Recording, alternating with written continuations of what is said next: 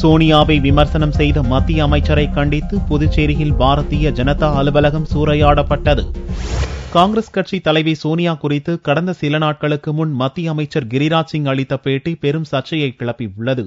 அமைச்சரின் பேச்சை கண்டித்து புதுச்சேரி இளைஞர் காங்கிரசார் 100க்கும் மேற்பட்டோர் அமைப்பின் தலைவர் இளையராஜா தலைமையில் இந்திரா காந்தி சிலையில் ஒன்று கூடி ஊர்வலமாக புறப்பட்டனர். ஓட்டமும் நடையுமாக சென்றவர்கள் 100 அடி சாலையில் உள்ள புதுச்சேரி பாரதிய ஜனதா கட்சியின் தலைமை அலுவலகத்தை கற்கள் மற்றும் அழுகிய பொருட்களால் சரமாரியாக சூறையாடினர். பாரதிய ஜனதா அலுவலக பொருட்கள் அனைத்தையும் அடித்து நொறுக்கினர். பின்னர் செய்தியாளர்களிடம் பேசிய இளைஞர் காங்கிரஸ் தலைவர் இளையராஜா, மத்திய அமைச்சர் கிரிராஜ் சிங் தொடர்ந்து காங்கிரஸ் கட்சி தலைவி சோனியாவை இழிவாக பேசுவதை வழக்கமாக கொண்டுள்ளார் என்றும், பிரதமர் மோடி அவரை அமைச்சர் பதவியில் இருந்து உடனடியாக நீக்காவிட்டால் பாரதிய ஜனதாவை கண்டித்து புதுச்சேரியில் மாநிலம் தழுவிய போராட்டத்தை காங்கிரஸ் கட்சி நடத்தும் என்றார்.